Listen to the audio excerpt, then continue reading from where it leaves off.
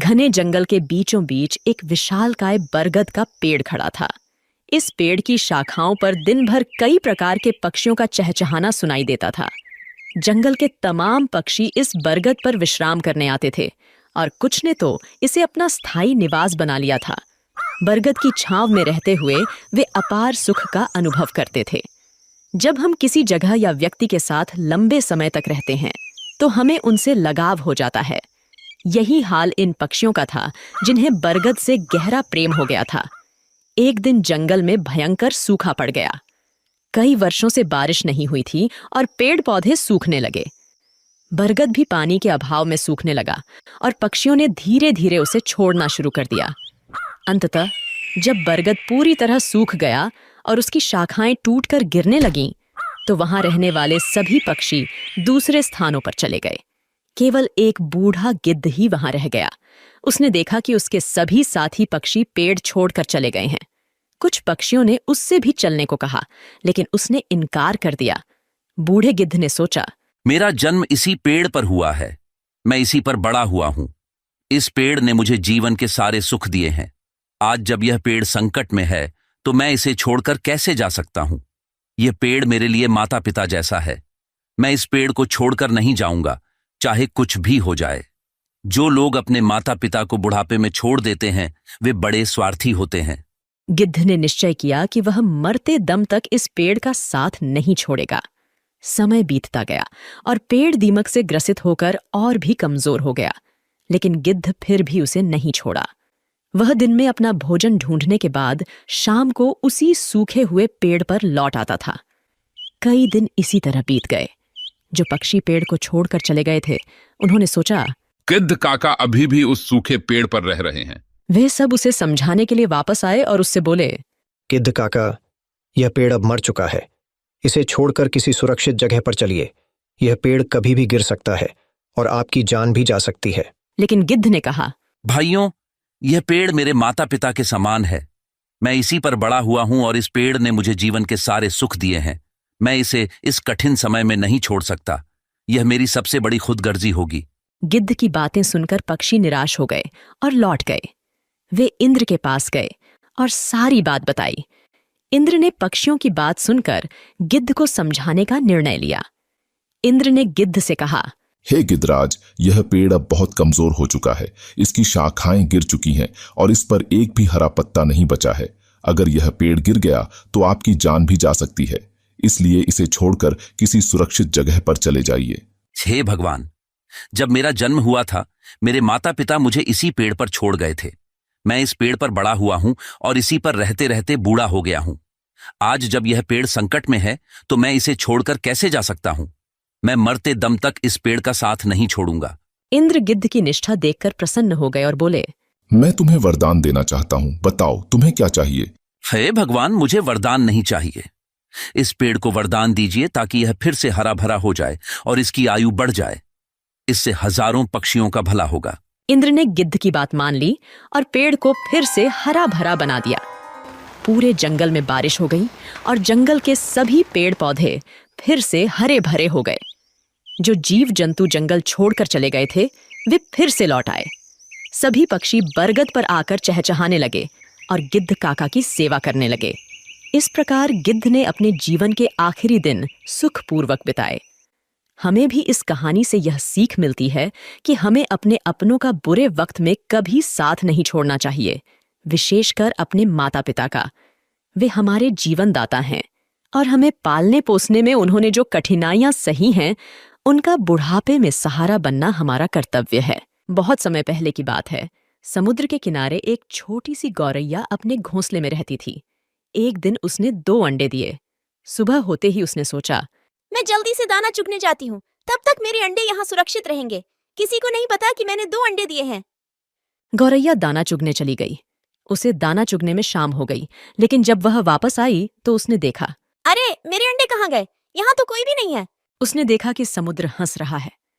गौरैया ने पूछा, समुद्र, क्या तुमने मेरे अंडे लिए हैं? तुम हंस क्यों रहे हो? मुझे सच सच बता दो, मेरे अंडे कहाँ हैं? तुमने ही मेरे अंडे चुराए हैं। मेरे अंडे वापस करो।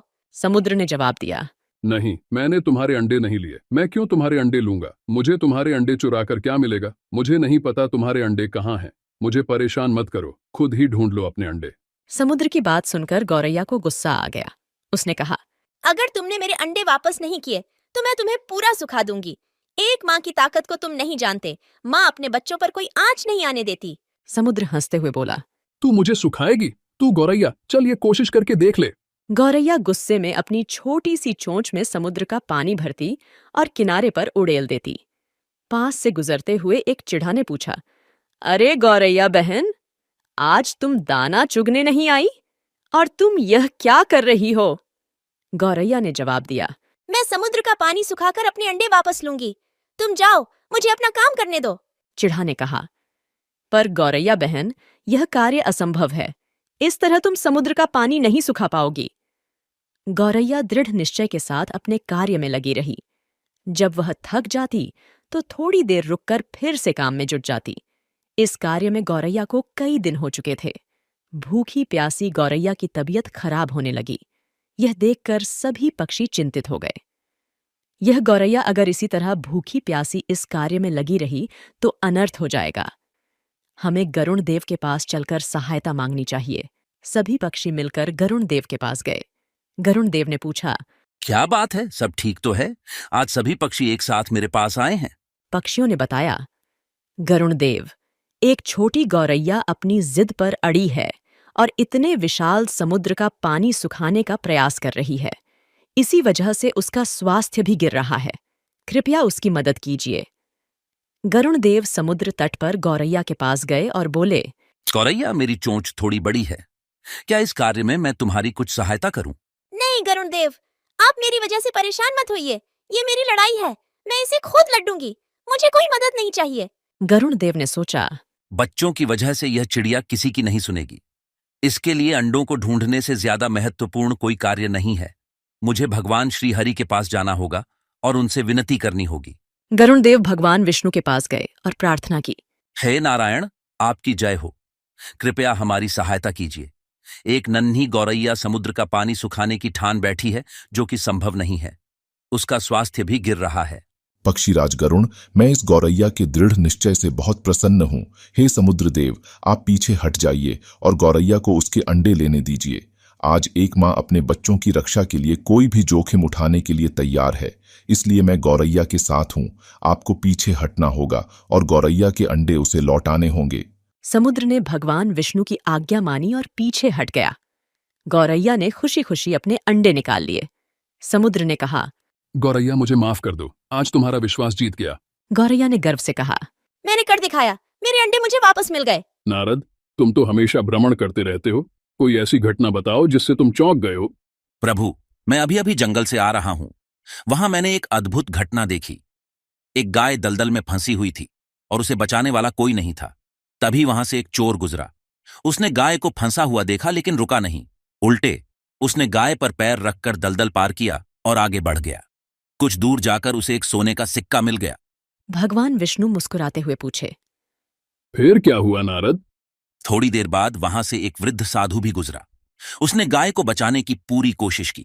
पूरे शरीर का जोर लगाने के बाद उसने गाय को बचा लिया, लेकिन जैसे ही वो आगे बढ़ा, एक गड्ढे में गिर गया और उसे चोट लग गई।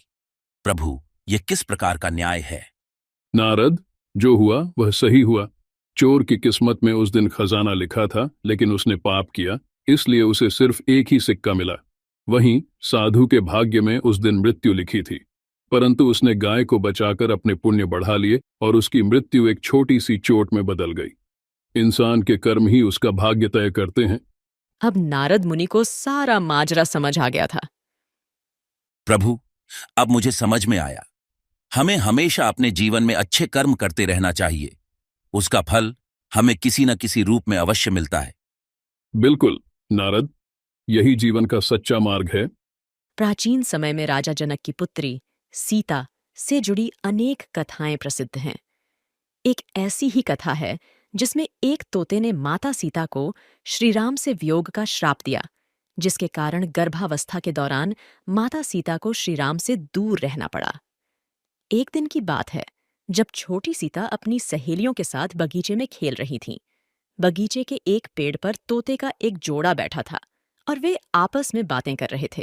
इस युग में राम नामक एक प्रतापी राजा होंगे और उनकी अद्वितीय पत्नी सीता होंगी। श्री राम सभी राजाओं को अपने अधीन कर लेंगे और देवी सीता के साथ 11,000 वर्षों तक राज करेंगे।